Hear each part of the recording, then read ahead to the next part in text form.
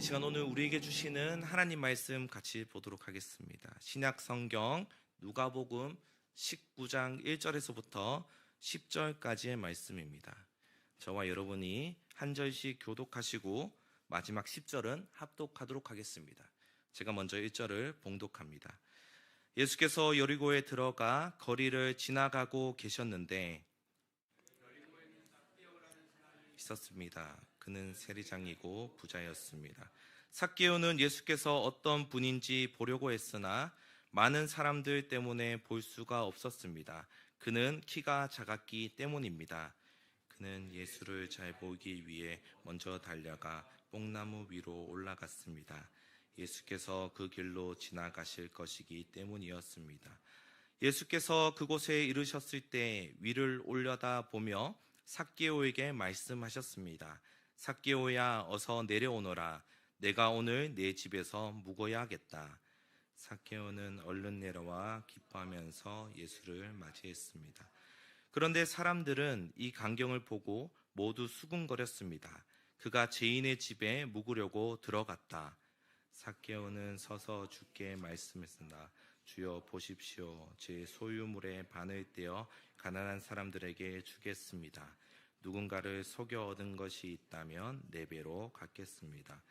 예수께서 삭개오에게 말씀하셨습니다. 오늘 구원이 이 집에 이르렀다. 이 사람도 아브라함의 자손이다. 인자는 잃어버린 사람을 찾아 구원하려 왔다. 아멘. 이 시간 그리스도인의 정체성이라는 말씀의 제목을 가지고 누가복음 19장 우리 1절부터 10절까지의 말씀을 함께 살펴보도록 하겠습니다.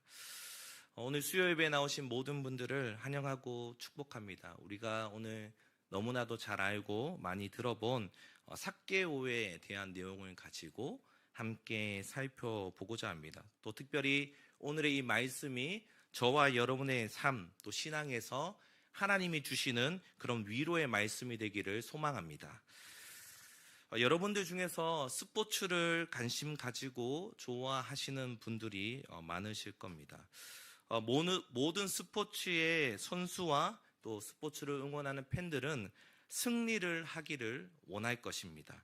특별히 역전승이 되거나 또 극장골이 터지게 되었을 때 매우 흥분하며 기뻐하기도 합니다. 저는 특별히 축구와 야구를 좋아하는데요. 오늘은 야구 이야기를 조금 언급하고 하고자 합니다. 저희 파워웨이브에서 야구를 엄청 좋아하는 그 친구들이 있습니다. 어느 정도냐면 그 친구들이 응원하는 팀 외에도 다른 팀의 선수가 누군지, 누가 잘하는지 못하는지, 중학생인 친구인데 뭐 감독이 뭐 어떻다 뭐 이렇게까지 평가까지 하는 아주 관심이 많은 그런 친구입니다. 특별히 야구라고 하는 이 스포츠는 다른 스포츠와는 조금 다른 면이 있습니다. 시간을 정해두고 경기를 하지 않는다라는 겁니다. 때로는 그래서 짧은 시간에 경기가 끝나기도 하지만 때로는 아주 오랜 시간 동안 경기가 진행되기도 합니다. 야구의 그 규칙은 9번 공격을 하고 9번 수비를 번갈아 가면서 진행이 되는 스포츠입니다. 한 번 공격에 3번 아웃이 되면 그 한 이닝이 교체되는 그러한 시스템입니다. 그래서 총 27번의 그 아웃이 되면 그 아웃이 된 상황에서 점수를 가지고 누가 이겼는지 졌는지를 겨루는 스포츠입니다. 그런데 점수가 9회의 마지막에 9회 초까지 지고 있는 경기를 하더라도 9회 말에 마지막 타자에서 역전이 되는 경우가 상당히 많이 있습니다. 9회 초까지 5대0으로 지고 있다가도 9회 말 투아웃에서 5대6으로 역전되는 경우가 상당히 많이 일어나는 스포츠가 야구입니다. 그래서 경기를 보는 관중들은 9회 초에 이제 우리 팀이 졌다라고 생각해서 경기장을 빠져나가거나 아니면 TV 중계를 보시던 분들은 다른 채널로 변경을 할 때가 있습니다. 그렇지만 5분 후에 소식을 들었을 때에 자신이 응원하던 팀이 역전을 했다라는 그런 소식을 들을 때도 많이 있습니다. 그래서 야구를 좋아하는 사람들에게는 야구는 9회 말 투아웃 투 스트라이크 쓰리볼부터 시작이다라는 그러한 명언이 있습니다. 이처럼 끝이다라고 생각했는 순간에 홈런을 치거나 역전승을 하는 경우가 있다라는 겁니다. 우리가 삶을 살아나갈 때 이제 나는 끝났어, 더 이상 할 수 없어, 승리할 수 없어 라고 할 때에 역전하는 경우가 일어날 수 있다라는 겁니다. 특별히 성경에서 모든 것이 끝났다라고 생각했던 그 한 사람이 있는데, 경기 종료를 앞두고 있던 그 사람이 예수 그리스도를 만나서 인생을 역전한 사람, 그 사람이 바로 오늘 본문의 삭개오입니다. 첫 번째로 삭개오는 자신의 그 정체성을 잃어버리며 살고 있었다라는 사실입니다. 사실 정체성이라고 하는 이 사전적인 의미를 찾아보면 변하지 아니하는 존재, 이게 사전적인 의미로 정체성입니다. 변하지 않는 것. 내가 누구인가, 또 사춘기 시절을 살아나가다 보면 내가 누구인지를 몰라서 방황하는 여러분들의 자녀들을 보신 분들도 계실 거고 앞으로 보실 분들도 계실 겁니다. 자신이 누구인지, 또 어떤 삶을 살아나가야 하는지를 잊어버리면서 살 때가 많이 있다라는 겁니다. 사실 삭개오는 외적인 그러한 직업적인 부분과 가지고 있는 물질적인 모습을 관점으로 바라보았을 때는 매우 좋아 보였던, 멘토로 삼고 싶은 그러한 사람이었습니다. 성경에서 그는 세리였고 부자였다라고 표현하고 있기 때문입니다. 여러 가지 가진 것이 많이 있었기 때문입니다. 세상의 기준으로 바라보았을 때에는 삭개오는 본받기에 좋은, 부러워할 만한 사람이었다라는 겁니다. 그러나 오늘의 본문은 예수님께서 예루살렘 성을 향하여 입성하시기 직전에 일어났던 사건입니다. 특별히 4개의 복음서 중에서 누가복음에만 기록이 되어 있는 본문의 말씀입니다. 1절 말씀을 보면 예수님께서 여리고에 들어가셨다라고 기록이 되어 있습니다. 2절에서는 그 삭개오라고 하는 사람을 성경에서 소개해 주고 있는데요. 우리 2절 말씀을 같이 한번 읽어보겠습니다. 시작. 삭개오라 이름하는 자가 있으니 세리장이요 또한 부자라. 그 추가 본문 부분에서 그냥 쭉쭉쭉 PPT 넘겨주시면 되겠습니다. 이게 개역개정 부분이라서 조금 다른 부분이 있습니다. 삭개오라는 그 이름의 뜻을 이름을 알려주고 그가 세리장이요 또한 부자라고 하는 것을 알려주고 있습니다. 근데 삭개오라고 하는 사람의 이름의 뜻을 보면요, 순결, 정결, 깨끗하다라는 의미가 삭개오의 이름의 뜻입니다. 여러분, 세리의 역할이 무엇입니까? 세리는 사람들에게 세금을 거두어 드리는 일을 하는 사람입니다. 그리고 그 당시에 세금을 거둬 들인 다음에 로마 제국에 거두어 들였던 그 세금을 징수한 것을 납부하는 일을 가졌던 직업이 바로 세리였습니다. 지금으로 치면 국세청에서 일을 하고 있는 거죠. 물론 그러나 지금의 세금 징수하는 것과는 다른 점이 있었습니다. 그것은 로마 제국이 가장을 해서 한 사람에게 홍콩 달러 100불씩을 받아오라라고 세리에게 명령했습니다. 그러면 대다수의 세리들은 한 사람들에게 100불씩을 받는 것이 아니라 적게는 1000불을 받기도 하고 많게는 5000불을 거두어 들여서 900불은 자신의 주머니에, 4900불을 자신의 주머니에 취했던 사람들이 당시의 세리였습니다. 그리고 로마 제국에는 100불씩을 납부하면서 부당한 이익을 취했던 사람들이 바로 세리였던 것입니다. 그리고 모두가 그렇지는 않았지만 대다수의 세리는 유대인이었습니다. 같은 동족들의 없는 살림을 빼앗았던 사람들이 바로 세리였습니다. 유대인들은 세리를 사마리아 사람들과 같이 상종하지 않았습니다. 그들과는 말도 섞지 않았고 심지어는 눈이 보이지 않는 장님이 구걸을 할 때에도 세리가 주는 돈은 받지 않을 정도였습니다. 민족의 배신자로 여겼던 것이죠. 소설이 원작인 빠찡코라고 하는 드라마가 있었습니다. 그 드라마는 일제 강점기를 배경으로 하고 있습니다. 그 드라마 속에서 일제 강점기 속에 일본 순사의 그 장면이 나오고 있는데요. 2명씩 짝을 지어서 다니고 있습니다. 그런데 내용을 보면 한 명은 그 한국어가 조금 어설프게 이렇게 이야기합니다. 또 다른 한 명은 매우 능숙하게 이야기를 하는 것을 볼 수 있습니다. 두 명 중에 한 명은 본토 일본 사람이고 다른 한 명은 일본 경찰로 활동하고 있었던 조선 사람이었습니다. 그래서 그 당시에는 우리 민족에서는 그런 사람들을 일본 앞잡이라고 불렀습니다. 조선 사람들은 일본 사람들이 힘들게 하고 어렵게 하는 것도 미워했지만 자신의 동족을 괴롭혔던 그 일본 앞잡이, 조선인 경찰을 더욱 미워했던 것을 우리가 볼 수 있습니다. 세리들도 그러한 민족의 배신자로 부당 이익을 통해서 많은 부를 자신의 배를 따뜻하게는 할 수 있었지만 그들을 반기는 사람은 아무도 없었다라는 겁니다. 삭개오의 친구가 되어주는 사람은 아무도 없었습니다. 그러한 삭개오가 세리들 중에서 대표격이었던 세리장이었습니다. 세리의 대표였죠. 그가 재산이 많은 것은 당연했을 겁니다. 또한 그 자리를 오르기 위해서 수많은 사람들에게 강탈을 하고 짓밟고 높은 자리로 올라가기 위해 많은 사람들의 희생이 분명히 필요했을 겁니다.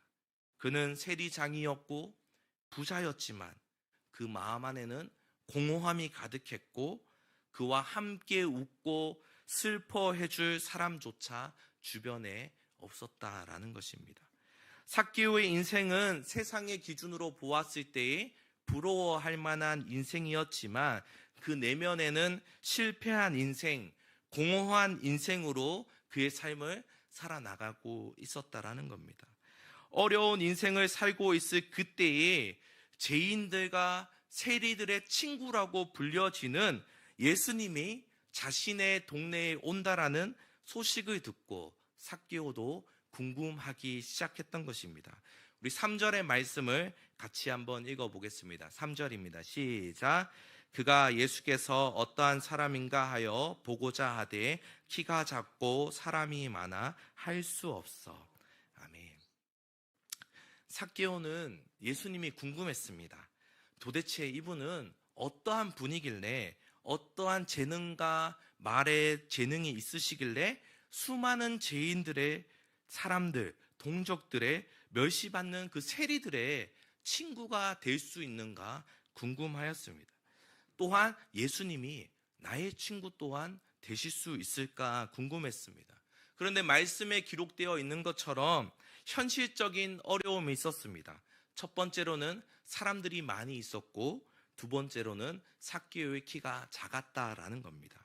만약에 이 두 가지 중에 한 가지라도 해소가 되었으면 문제가 되지 않을 수도 있었을 겁니다. 사람들이 많이 몰려있지 않았더라면 삭개오가 예수님 곁에 쉽게 찾아갈 수 있었을 겁니다.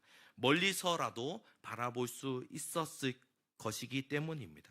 그러나 삭개오는 많은 사람들이 있어서 예수님 곁에 접근하기가 어려웠습니다. 두 번째로는 사람들이 많이 있더라도 키가 매우 컸더라면 무리 틈 사이에서 멀리서 예수님을 직접 보고 궁금한 것들을 바라보며 또 질문도 했을 수도 있을 것입니다. 그런데 물론 성경에서 삭개오의 키가 얼만큼 작았다라고 표현되고 있지는 않지만 작았다라고 표현한 것으로 보았을 때에 최소한 평균적인 키보다는 작았을 것이다 라고 우리가 추측해 볼 수 있을 겁니다. 이제 삭개오가 예수님을 볼 수 있는 방법은 단 한 가지였습니다. 그 무리들보다 사람들보다 더 높이 올라가는 것이었습니다. 그런데 그 주변에 돌 무화과 나무 하나가 있었습니다. 그런데 단순히 나무를 올라간다는 것이 쉬운 선택이 아니었습니다. 그 당대에 사람들이 입고 있었던 그 옷을 입고 나무 위에 올라간다는 것은 자신의 부끄러움을 감당해야 하는 선택입니다. 우리 사진을 한 장 보여주시겠어요? 삭개오가 올라간 복장을 여러분 보십시오. 원피스로 된 옷을 입고 있습니다. 그런 옷으로 나무 위에 올라간다면 삭개오 밑에 있었던 사람이 위를 쳐다본다면 부끄러운 상황이 생겨날 수밖에 없다라는 겁니다. 자신의 모든 것을 보여줘야 하는 수치로운 상황을 생각 감당해 가면서까지 올라가야 한다는 거죠. 수치스럽고 때로는 곤혹스러운 상황이 생기더라도 삭개오는 그 나무에 올라가서 예수님을 보고자 했습니다. 어떠한 마음으로 삭개오가 그 무화과 나무에 올라갔는지는 알 수 없습니다.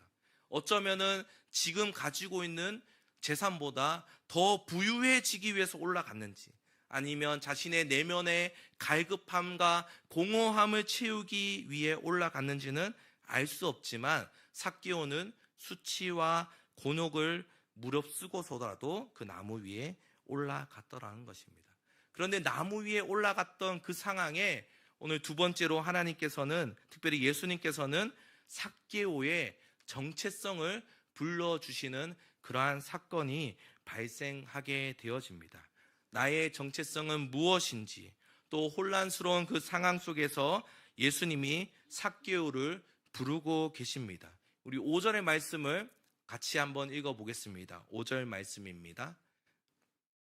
함께 읽겠습니다. 시작. 예수께서 그곳에 이르사 쳐다보시고 이르시되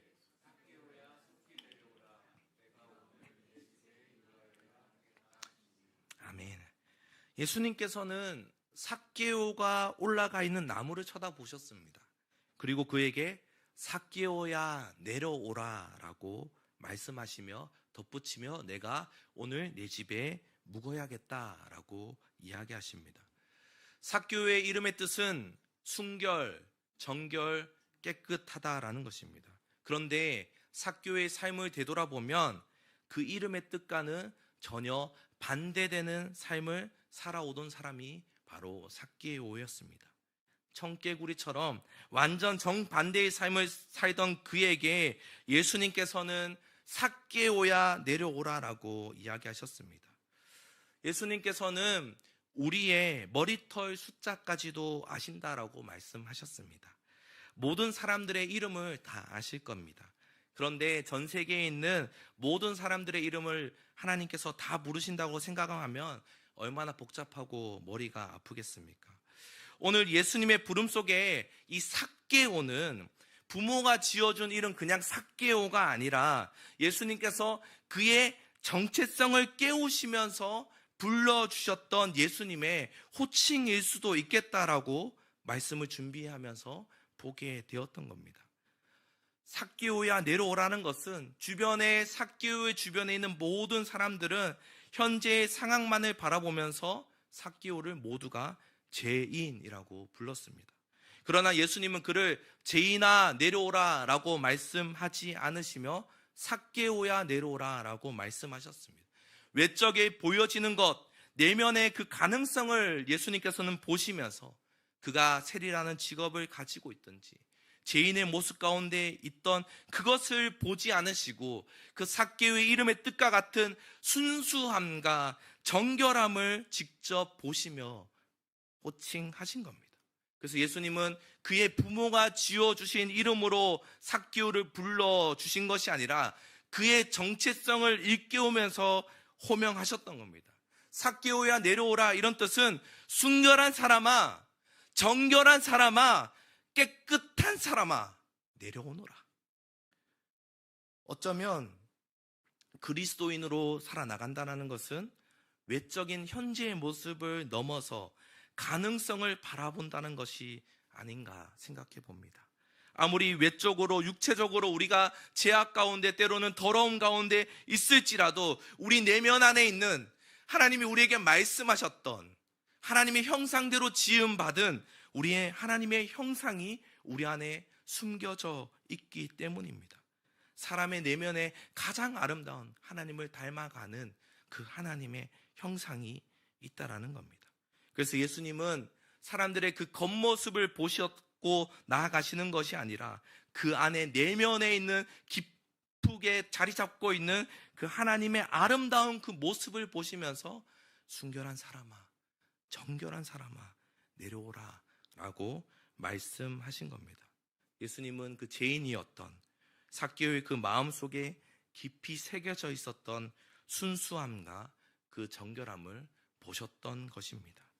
그렇기에 이 호명은 삭개오가 이전의 삶에 어떠한 삶을 살았던지 그리스도인의 이제 새로운 삶을 시작하기에 그 가능성을 열어주기에 충분한 정체성을 정립하는 상황이었던 것입니다. 이 부름은 자신의 내면의 깊은 속에 숨겨져 있고 잠자고 있었던, 그래 나는 순수한 삭개오였지, 그래 나는 하나님의 형상으로 정결한 사람이지, 그래 나 원래 깨끗한 사람이었는데 나 왜 이렇게 됐을까? 나 왜 이렇게 우리 동족들을 힘들게 하고 나 이 죄를 짓고 살아나가고 있을까? 자신의 그 정체성을 하나님께서, 예수님께서 깨우쳐 주셨던 그러한 호칭과 부르심이었던 겁니다. 그러나 그리스도인들은 그 정체성이 정립된 그 그리스도인들은 거기서 멈춰지는 것이 아니라 세 번째로 반응한다라는 사실입니다. 예수님의 그 부름에 삭개오는 그 나무에서 급히 내려옵니다. 그 예수님의 부름에 반응합니다. 가만히 있지 않습니다. 우리 6절 7절 말씀 또 함께 읽어보겠습니다. 시작. 급히 내려와 즐거워하며 영접하거늘 뭇사람이 보고 수군거려 이르되 저가 죄인의 집에 유하러 들어갔도다 하더라. 아멘.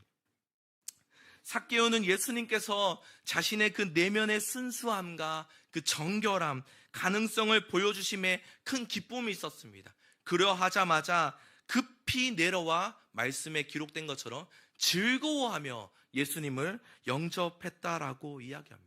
예수님께서 콕 집어서 자신을 호명해 주시고 불러주시니 얼마나 기뻤겠습니까? 우리들도 마찬가지입니다. 예수님이 저와 여러분을 불러주신다면 우리도 즐거워하며 급히 내려와 기뻐하며 예수 그리스도를 영접할 수 있어야 할 것입니다. 기쁨으로 예수님을 영접해야 합니다. 그러나 사람들의 그 반응은 무엇입니까?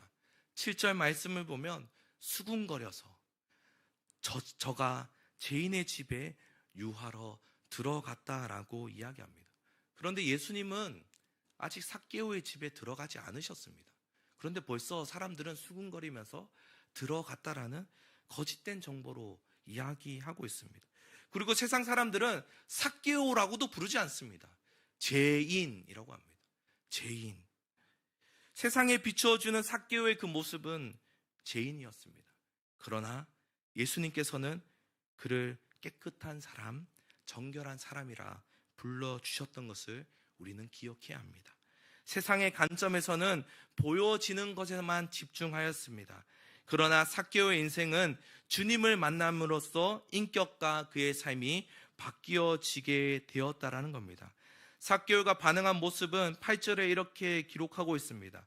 삭개오가 서서 주께 여짜오되 주여 보시옵소서 내 소유 절반을 가난한 사람들에게 주겠사오며 만일 누구의 것을 속여 빼앗는 일이 있다면 내 갑절이나 갚겠나이다. 아멘.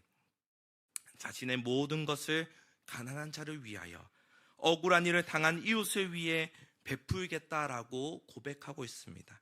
소유의 절반을 가난한 자에게, 혹여나 부당한 일로 취한 것이 있다면 4배나 갚겠다라는 마음으로 결단하고 있는 것입니다. 사실 이 삭개오의 결단은 문자적으로 볼 때에는 나도 예수님을 만나고 그 상황이면 나도 그렇게 베풀고 할 거야 라고 생각하지만, 만약 저와 여러분의 상황이 여러분의 소유를 절반을 가난한 사람에게, 또 내 갑절이나 갚아줘야 하는 상황이 된다면 사실 쉽지는 않을 것입니다. 그러나 삭개오는 예수님을 만나고 다른 모습, 그리스도인의 모습으로 살아나갔던 것입니다. 하나님의 말씀을 듣고 살아나가고 있는 것입니다. 우리들에게도 주님은 오늘 또 이 시간 우리들에게 말씀합니다. 너라면 어떤 선택을 할 수 있겠느냐? 너라면 삭개오처럼 살아나갈 수 있겠느냐? 여러분, 삭개오는 그냥 이 신약 성경에 기록되어 있는 한 인물로 끝나는 것이 아닙니다. 삭개오의 삶이 사실 저와 여러분의 삶이지 않습니까? 하나님께서는 우리를 하나님의 형상대로 만들어 주셨고 깨끗하고 정결하고 순수한 사람으로 만들어 주셨는데, 어느 순간부터 때가 묻어버리고 어느 순간부터 깨끗하지 못하게 되고 어느 순간부터 하나님과 멀어지고 있는 그러한 삶, 그때 예수 그리스도의 구원으로 말미암아 우리가 삭개오, 정결한 사람, 깨끗한 사람, 그리스도인이 되었지 않습니까? 그런데 우리가 신앙생활을 오래 하며 살아나갈 때 구원의 간격을 때로는 잊어버리며 살아나갑니다. 예수 그리스도가 십자가에서 나를 위해 피 흘리신 그 십자가의 사건을, 보혈을 잊어버리며 살아나갈 때도 많습니다. 하나님, 제 힘으로 하겠습니다. 하나님, 이 정도는 제가 할 수 있습니다. 나중에 해주세요. 나중에 도와주세요. 우리의 교만이 쌓여지고 내가 무엇을 하려고 하고 나의 지식이 커져가고 나의 생각이 더 앞서고 있지는 않습니까? 이 삭개오의 결단을 통해서 예수님은 오늘 구원이 이 집에 이르렀다라고 선포하셨습니다. 예수님께서는 이처럼 사람들에게 죄인으로 불려지고 인생의 실패 가운데 살아나가고 있던 그 사람들을 위하여 이 땅에, 특별히 모든 죄인들을 위해서 이 땅의 십자가에서 죄를 사하여 주셨다라는 사실입니다. 10절에서 예수님이 이렇게 말씀하십니다. 마지막으로 10절의 말씀 함께 읽어보겠습니다. 시작. 인자가 온 것은 잃어버린 자를 찾아 구원하려 함이니라. 아멘. 사랑하는 성도 여러분, 잃어버린 자들을 위해 오신 예수님이 삭개오에게 찾아오신 것처럼 우리들의 신앙과 삶이 때로는 힘들고 어렵지만 아직 여러분, 게임이 끝난 것이 아닙니다. 예수 그리스도를 통해서 사망에서 끝나는 것이 아니라 부활로 이어져서 우리는 영원한 생명, 영원한 승리를 얻고 살아나갈 수 있다는 겁니다. 세상은 계속해서 우리에게 죄인이라 말하며 다 끝났다라고 이야기하며 패배자라고 이야기합니다. 모든 것이 구의 말 투아웃, 이제 모든 것이 끝났으니 포기하라라고 이야기합니다. 때로는 우리가 스스로를 돌아볼 때도 그러한 모습처럼 보여질 때가 있습니다. 계속 끌려가는 인생처럼 때로는 회사 생활이 잘 풀려지지 않고 또 자녀들의 앞날이 걱정되기도 합니다. 내가 왜 이런 인생을 살아야 하는지 정체성을 조금씩 잃어나가기도 합니다. 내 인생은 이렇게 패배의 삶, 을로서 끌려가는 인생이다라고 생각이 우리 가운데 들어오게 될 때도 있다라는 겁니다. 그러나 구의 말 투아웃, 경기가 끝났다라고 생각됐을 때 언제나 예수님은 우리들에게 찾아와 주십니다. 나무 위에 있는 그 삭개오를 불러주셨던 것처럼 하나님의 사람 누구누구야 내려오너라. 깨끗한 사람 누구누구야 내려오너라. 정결한 사람 누구누구야 내려오너라. 너는 그리스도인이다. 너는 그리스도의 사람이지 않느냐. 하나님의 백성 누구누구야 힘을 내어라 라고 불러주시며 우리 가운데 위로를 주신다라는 사실입니다. 저와 여러분을 사망의 구렁텅이에 놔두지 않으시고 패배의 인생으로 남겨두시지 않으신다라는 겁니다. 우리의 삶에 찾아오셔서 우리의 삶에 극적으로 짜릿한 역전승을 예수 그리스도께서 만들어 주실 겁니다. 그리스도인의 정체성을 회복시켜 주실 것입니다. 순결한 성도 여러분, 정결한 성도 여러분, 깨끗한 성도 여러분, 여러분은 하나님의 형상입니다. 낙심하지 마십시오. 슬퍼하지 마시기 바랍니다. 우리 모두 그리스도인의 모습으로 살아나가시기를 축복합니다. 예수님의 부름에 즉각적으로 반응하며 잃어버린 그 그리스도인의 정체성을 찾아내는, 살아낼 수 있는 우리 모두가 되기를 주님의 이름으로 축복합니다. 우리 시간 함께 찬양하며 또 기도하며 나아가기를 소망합니다.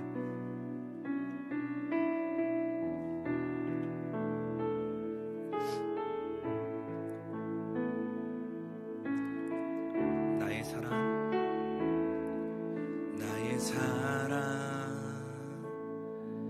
너는 어여쁘고 참 귀하다.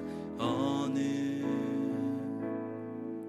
보석보다 귀하다. 내가 사랑스럽지 않을 때 너 온전히 사랑하고 너와 함께하려 내가 왔노라. 주의 사랑 사랑, 이 사랑은 결코 변치 않아. 모든 계절 돌보시네. 푸른 마르고 꽃은 시드나 주의 말씀은 신실해. 실수가 없으신 주만 바라라. 주님의 나라와 그 뜻이, 주님의 나라와 뜻이 나의 삶 속에 임하시며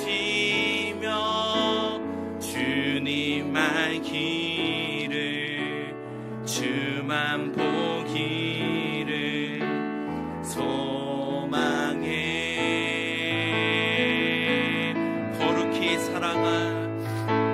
거룩히 살아가 힘과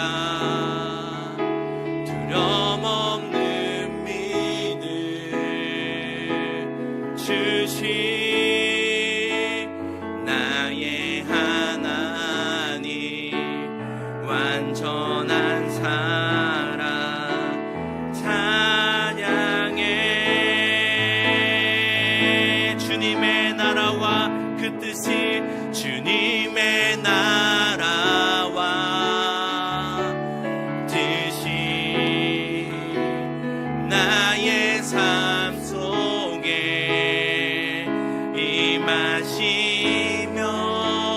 주님의 길을 주만 보기를 소망해. 아멘. 주님, 거룩히 살아가 힘과 두려움 없는 믿음 주신 나의 하나님, 완전한 사랑 찬양해. 찬양하리 만군의 주, 찬양하리 만군의 주, 영원히 함께 하시네. 존귀하신 사랑의 왕, 영원히 통치하신 주님의 나라와 주님의 나라와 뜻이 나의 삶 속에 임하시며 주님의 길을 주만 보기를 소망해. 아멘. 거룩히 살아가 힘과 두려움 없는 믿음 주신 나의 하나님, 완전한 사랑. 참, 우리 마지막으로 우리의 목소리로만 고백합니다. 주님의 나라와 주님의 그 뜻이, 주님의 나라와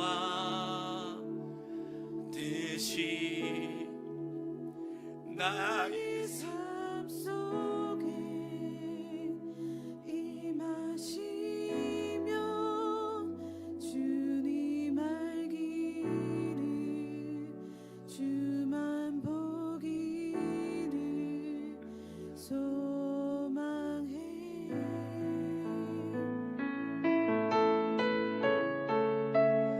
거룩히 살아가 힘과